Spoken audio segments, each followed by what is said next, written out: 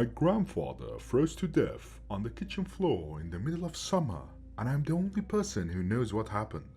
My mom found him early on the morning of July 15th, stretched out between the refrigerator and the breakfast table like he had been reaching for something. His skin was blue-white, ice crystals still clinging to his eyelashes when Mom screamed from the doorway. The thermometer on the kitchen wall read 82 degrees. I'm Theo, 17, part-time sandwich artist at Subway, full-time disappointment to my parents' college fund expectations. Normal kid from a normal Midwestern stock, the kind who knows that the difference between a blizzard watch and a blizzard warning, who can drive in the snow before I can power park. I played JV basketball badly, and I worked the closing shift 3 nights a week, biking home past empty storefronts and gas stations that close at 10. Nothing about my life prepared me for finding my grandfather's body that morning or for understanding what the hell happened to him. My grandpa, Isaac, had lived with us for 4 years ever since Grandma died and Dad decided the old man shouldn't be rattling around their farmhouse alone. Grandpa was 74, with arthritis in his hands and a habit of falling asleep in his recliner with a TV remote balanced on his chest. He had worked 20 years managing the local IGA before retiring, knew everyone in town, remembered their kids' names and which checkout girls gave the best customer service. He was practical, steady, unremarkable in every way that mattered. He was also dead in our kitchen, ice cold in 80-degree weather. The coroner, Dr. Willits, spent 45 minutes examining the body. He took photographs, checked the thermometer, the thermostat, questioned my mom and dad about Grandpa's health, his medications, whether he had seemed confused or disoriented lately. He measured the room temperature 3 times with different thermometers, frowning at readings that made no sense. Hypothermia, he announced, finally, a bit puzzled, signing papers with that kind of confidence that comes from decades of determining cause of death. Severe hypothermia due to unknown environmental fractures, possibly a neurological episode affecting temperature regulations. Dad asked the obvious question: how the hell someone freezes to death when it's 80 degrees outside? Dr. Willis adjusted his glasses and delivered the answer that would satisfy the insurance company, the death certificate, and everyone except me. Sometimes the body's regularity system fails catastrophically. Medication interactions, undiagnosed conditions, stroke affecting the brain. The body can literally lose the ability to maintain core temperature. Mom mentioned the frost she had seen around the body, but Dr. Willis dismissed it as condensation from the air conditioning. I didn't correct him, even though our AC had been off for 3 days. The funeral was on Thursday. Half the town showed up, filing past the casket to pay respects to a man who had bagged their groceries and remembered their faces for 2 decades. They spoke about his kindness, his reliability, how he had given their teenagers their first jobs and second chances. None of them knew about the temperature of his skin when they found him, or the thin layer of frost that had formed around his body like he had been lying there in January instead of July. None of them had seen what I saw when I came downstairs that morning when Mom's screaming brought me and Dad running down. I saw my grandfather's final expression, a frozen on his face in the moment death took him. He wore no peaceful look like most people would imagine. His eyes were wide, staring at the ceiling, and his mouth was open like he had been trying to say something important. He looked terrified. Strange things started happening 2 months ago. May 28th in Minnesota means tornado watches and sudden thunderstorms, the kind of weather that keeps you checking the sky every few minutes. It doesn't mean finding patches of kitchen floor so cold that they make your feet ache through wool socks. But that's exactly what I found that Tuesday morning after Memorial Day. A circle of tile near the sink that felt like stepping on January pavement. Mom blamed the air conditioning, even though we hadn't turned it on yet. Dad checked the basement for broken pipes, crawling around with a flashlight and muttering about foundation settling. The cold spot vanished by Thursday, but another one appeared in the hallway upstairs, then another in the living room by the weekend. Old houses settle, Dad said when I mentioned it. Foundations shift, creates drafts you wouldn't expect. Our house was built in 1987. It wasn't exactly old by anyone's standards. Dad liked cheap explanations that didn't require calling repair services. I pressed my palm against the frigid patch of living room carpet, watching my breath form small clouds in the 70-degree air. When I called Mom over to feel it, her hand passed through the cold like it wasn't there. "Feels normal to me, honey," she said, giving me that concerned look parents get when they are thinking about you are coming down with something or a sickness. But I could see the frost forming on the carpet fibers where my breath hit them. The winter winds started a week later. I'd be watching TV or doing some homework and suddenly smell snow in the air. That sharp, clean scent that comes before a blizzard. The smell would drift through rooms like invisible smoke, carrying whispers I could almost understand. Once I followed the scent upstairs to Grandpa's room where he was sitting on his bed looking at old photo albums, his face pale and distracted. "You smell that?" I asked him. He looked up from a picture of him and Grandma at some company picnic. His hands were shaking as he closed the album. "Smell what?" "Like snow, like winter snow."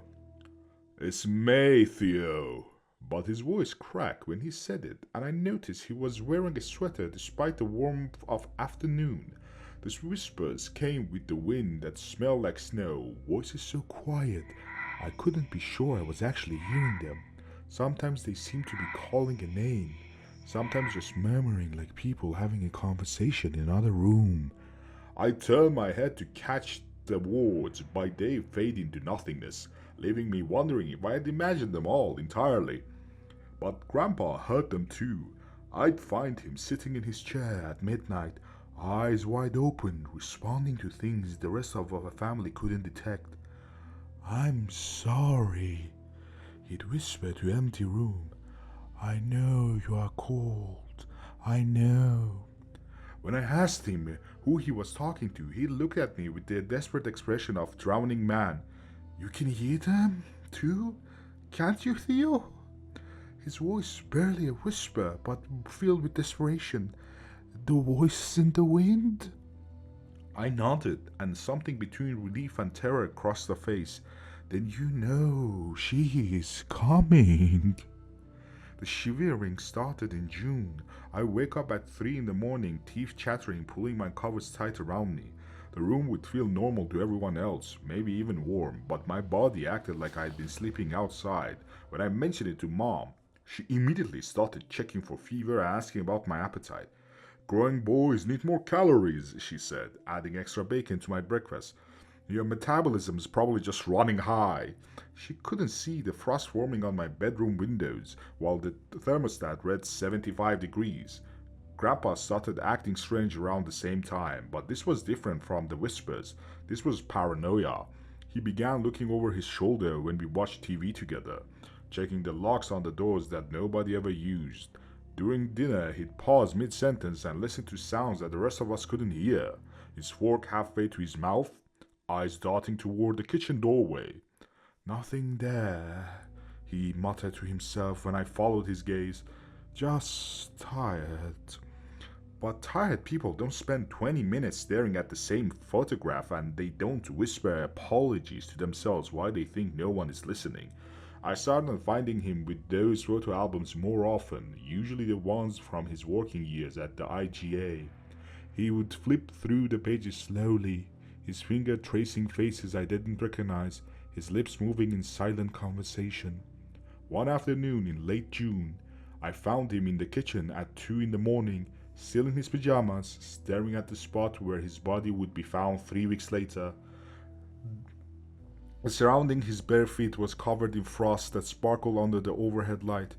"Grandpa?" He turned toward me, but his eyes took a moment to focus, like he was seeing me from a great distance.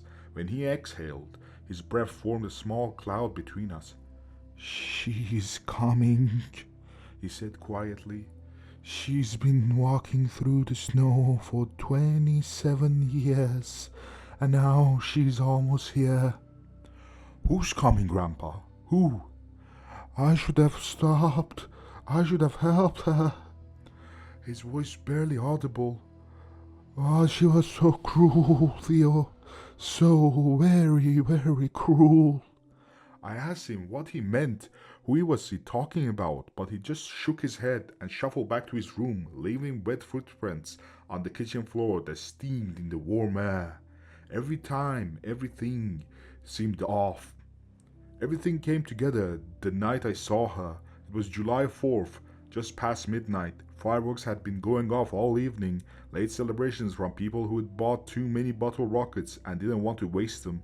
I was lying in bed listening to the occasional pop and crackle from somewhere across the town when the temperature in my room dropped 20 degrees in the span of a heartbeat. I sat up, pulling my sheet around me, and saw her floating 3 feet above the hallway carpet. She was translucent, like looking through an ice, but I couldn't make out her basic shape. A woman, in what might have been a winter coat, her hair hanging in frozen strands around her face. Snow clung to her shoulders and sleeves, never melting, never falling. She moved without walking, drifting down the hallway towards Grandpa's room with the deliberate purpose of someone who knew exactly where she was going. I couldn't move, couldn't breathe, couldn't do anything but watch as she passed my doorway, leaving a trail of frost on the walls where she had been. The air around her shimmered with cold, and I could hear the sound winter makes, that particular silence that comes with heavy snow, broken only by the soft whisper of ice crystals forming. She turned her head towards me as she passed, and for just a moment I saw her face clearly. Her eyes were the color of winter sky, pale and empty and cold enough to freeze blood. Her mouth was open in an expression that might have been speaking, but no sound came out, just a patient, terrible silence. When she reached Grandpa's door, she didn't open it. She simply passed through the wood like it was made of mist. I stayed in bed until morning, wrapped in every blanket I owned, listening to the one-sided conversation that drifted through the walls. Grandpa's voice apologizing over and over to someone who answered only with the sound of wind through bare trees. By the time sun came up, the temperature had returned to normal, but I found a single perfect snowflake on my windowsill, refusing to melt despite the July heat. I knew then that my grandfather was going to die, and that I was the only one who would understand why. My grandfather told me the worst thing he had ever done. It was July 13th, 2 days before we found him dead on the kitchen floor. He'd spent the morning pacing between his bedroom and the kitchen, muttering something underneath his breath and checking doors, locks that were already secure. The house felt like a meat locker despite the air conditioning being off, but only Grandpa and I seemed to notice. By afternoon, he looked like a man who hadn't slept in weeks. "Theo," he said, finding me in the garage where I was fixing a flat tire on my bike. "I need to tell you something, boy. Something about Mary." I never heard him mention anyone named Mary before, but something in his voice made me sat down and put my wrench down and pay attention to him. He looked older than his 74 years. His shoulder bent forward like he was carrying something impossibly heavy. When he breathed, small puffs of vapor escaped his lips, despite the stifling heat. "I worked at the IGA for 20 years. He began, settling onto Dad's workbench with a careful movement. "Made some good friends there. Jimmy in produce, Alice in customer service, Will who ran the meat counter." He paused, his hands working against each other in his lap. "And then there was Mary." The temperature in the garage dropped 10 degrees when he said her name. She worked in the office, bookkeeping, scheduling, handling complaints. Been there longer than anyone, maybe 15 years when I started. Everyone called her Mean Mary behind her back, though never where she could hear it. His voice got quieter and more trembly, more distant, like he was seeing something I couldn't. "Mary had a talent for finding people's weakness and pressing on them until they broke. New employees, part-timers who couldn't afford to quit, anyone who thought it was beneath her, But what she did to Tommy was the day I knew she was something beyond cruel, beyond human, maybe. The Tuesday she destroyed Tommy was like watching a predator hunt. Tommy worked maintenance, had some kind of mental problem that made him talk slowly and repeat himself sometimes. Sweet kid, maybe 25, lived with his mother and needed that job more than anything. A customer complained about water on the floor near produce stand and stuff. Maybe every day. Happens every day. Grandpa's breath came into visible puffs now, and frost began forming on the workbench where his hands rested. Mary saw her chance. She called Tommy over to the customer service counter where everyone could see employees, shoppers, kids waiting with their mothers. Started interrogating him about his carelessness mopping, making her voice loud enough for the whole front end to hear. I could see the scene playing out in his eyes, 27 years of guilt etched in the lines around them. Then she started imitating his speech, made her voice low and halting, like she was stumbling over words the way he did when he got nervous. Tommy, sorry, Tommy, try harder. She kept getting louder, louder, drawing more people over to watch this grown man being humiliated like a child. The frost was shredding now, crawling up the garage walls in the delicate patterns that caught the afternoon light. Tommy just stood there, holding his mop, tears streaming down his face. He didn't understand why everyone was laughing. Mary wasn't done. She told the customer loud enough for everyone to hear that Tommy wasn't mentally deficient and that he had a mental problem. A store kept him on out of charity. Said maybe they should find someone more capable to clean up after normal people. Grandpa's voice broke completely. The customer looked horrified, tried to say it wasn't that big of a deal, just a wet floor, but Mary kept going on, called Tommy a burden on decent society, a waste of oxygen, and said his mother should be ashamed for inflicting him on a normal people. Tommy collapsed right there, sobbing so hard he couldn't breathe. He never came back. Found out later his mother had to take him to the emergency room that night because he wouldn't stop shaking. The doctor said it was a panic attack, but I knew better. Mary had broken something inside him that never got fixed. That was the kind of person Mary was. Grandpa whispered slowly. Someone who could just destroy an innocent man for entertainment and sleep soundly that night. I asked him why he was telling me this, what Mary had to do with the cold spots and whispers that followed us through the house. His hand stopped moving when he looked at me. His eyes were wet and desperate. Because I'm the reason she's dead, boy. The story came out slowly, like he was pulling each word from somewhere deep and painful. February 14th, 1998. 7 years before I was born, a blizzard had moved in faster than predicted, dropping 19 inches of snow in 6 hours and creating a whiteout condition across 3 counties. Store management made the call to close early, 2 in the afternoon instead of 9 at 8. Everyone was anxious to get home before the roads became completely impassable. Mary had left first, as she always did. She lived alone in a rented house on the other side of the town and drove an old Buick that wasn't reliable in the best conditions, let alone a blizzard. Grandpa had stayed another hour, helping to secure the store and making sure all the coolers and freezers were properly sealed in case they lost power. By the time he left, the snow was falling so hard he could barely see his truck in the parking lot. I took County Road 47, he said. It was faster, and your grandmother was waiting with dinner. I had driven that road 1,000 times. His voice getting more brutal, more quieter, more breaking, forcing me to lean closer to hear. I saw her headlights first, flashing on and off, like someone signaling for help. The Buick was nose first in a snowbank, maybe 15 yards off the road. As he got closer, he could see Mary standing beside her car, waving her arms frantically. Even through the snow and wind, he could tell she was in trouble. I pulled over. He said, "Sat there with my engine running, looking at her through my windshield. She was walking towards me, stumbling through knee-deep snow." The garage was freezing cold now, cold enough that I could see my own breath mixing with his in the space between us.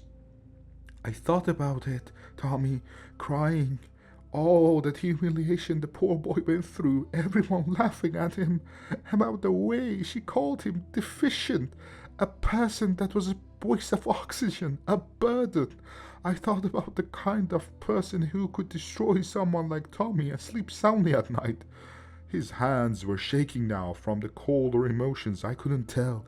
She reached out my trunk, started pounding on the passenger window with her fist, screaming something I couldn't hear over the wind. Her face was pressed against the glass and I could see the terror in her eyes. She knew she was going to die out there if no one helped her. He paused, his breath coming in short, sharp puffs that crystallized in the air. I put the truck in drive and kept going. The words hung between us like icicles. She ran after me for maybe 20 yards, waving and screaming. I watched her in my rear view mirror until the snow swallowed her up. Then I drove home and I told your grandma I'd taken the main route because it was safer. They didn't find Mary's body until March, when the snow finally melted enough for a farmer to spot something that didn't belong in his field. She made it almost a mile from her car before the cold took her. Found frozen in the deranged ditch with her arms wrapped around herself, still wearing the same winter coat I'd seen floating through our hallway. I killed her, Grandpa whispered, and I have been living with that for 27 years. The frost had covered every surface in the garage now, tearing our breath into clouds and making the metal tools ring like bells when the expanding ice shifted them. She had been walking through that blizzard ever since, he said. Walking through the snow and the cold, getting closer every year, and now she has found me. I asked him why he was telling me that now, after keeping it secret for so long. He looked toward the house, where shadows were beginning to gather in the windows as evening approached. Because she's here, Theo. She's been in my room every night for a week, standing at the foot of my bed, dripping snow melt on the carpet. She doesn't say anything, just watches me with those frozen eyes. His voice dropped to almost nothing. And I think you're the only one who can see her too. The air conditioner stayed off for the last 2 days of my grandfather's life. After his confession in the garage, he became obsessed with heat. Every time someone turned on the AC to combat the mid-80s weather, he'd shut it off within minutes, his hands shaking as he adjusted the thermostat. "Can't stand the cold air," he muttered, pulling on another sweater despite the sweltering house. When Dad complained about the temperature, Grandpa begged, "Just keep it off." He pleaded, "Please, son." The whispers were constant now, where before I'd barely been able to make out voices on the wind. Now I could hear words clearly. "Left me so cold." They drifted through the house like smoke, always in Mary's voice, though I never heard her speak when she was alive. Mom and Dad noticed Grandpa's behavior but attributed it to grief or maybe early dementia. They scheduled a doctor's appointment for the following week and talked in hushed voices about assisted living facilities and medication adjustments. They couldn't just see the frost forming on windows despite the 80-degree indoor temperature. They couldn't see the way their breath became visible whenever they stood too close to Grandpa's usual spot. When I pressed Mom's hand against the wall covered in ice, her fingers passed through it like it wasn't there. "Don't you feel that?" I asked desperately. "Feel what?" "Feel what, honey? Do you feel good?" She looked at me with a growing concern. "Are you feeling all right?" But I could see the frost spreading under her touch, could feel the supernatural cold seeping through my clothes and into my bones. On July 14th, the day before he died, Grandpa stopped sleeping entirely.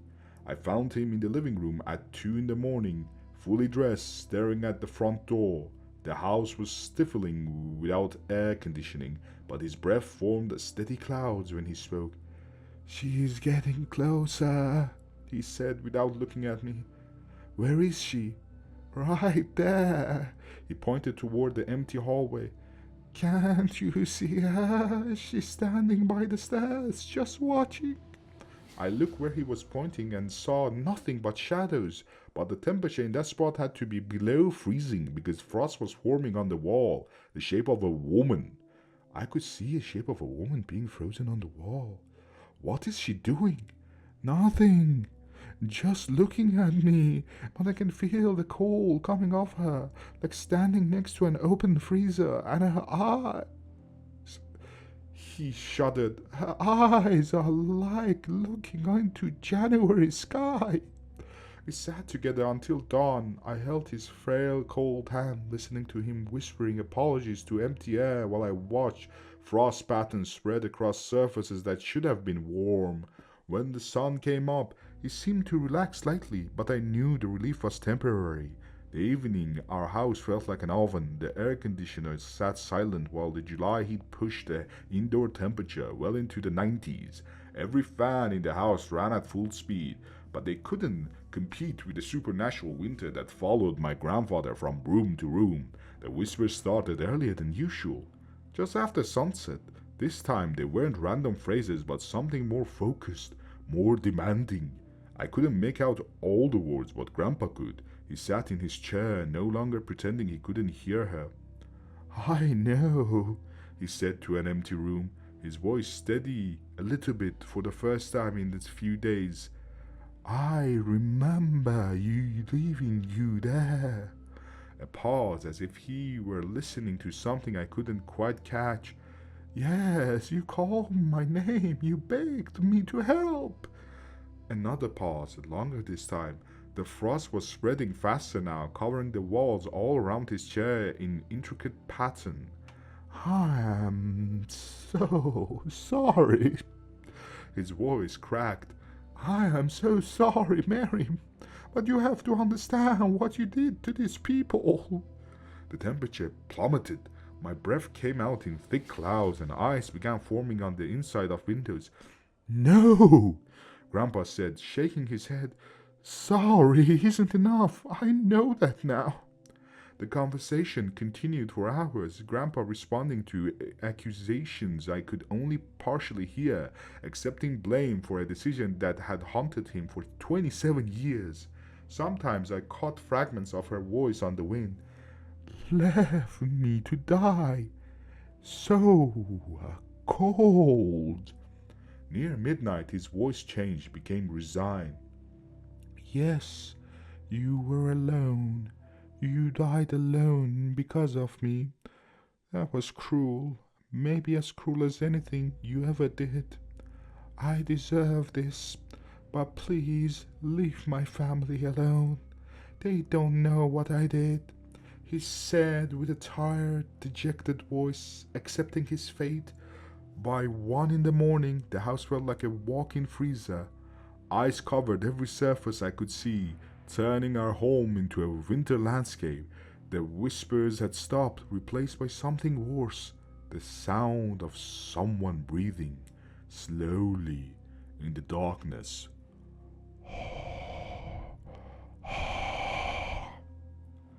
Theo, he said, with all the warmth and affection he could muster, go to bed, boy. You can help me. I'm ready. I'm tired, and this is nothing to do with you or anyone should ever have to see. I went to bed knowing I would never see my grandfather alive again, but unable to do anything except watch it happen. Mary had finally gotten her revenge, and she had made sure my grandfather experienced every moment of the cold that killed her. The only difference was that she had died alone in a field, while he died surrounded by the warmth of a family who loved him. It wasn't mercy, it was just a different kind of cruelty. 3 weeks later, I sent my college applications exclusively to schools in Florida and Arizona. Some things are too cold to forget, and I never want to feel winter again. The frost disappeared from our house the day my grandpa was buried, but sometimes on the colder nights I still hear whispers in the wind.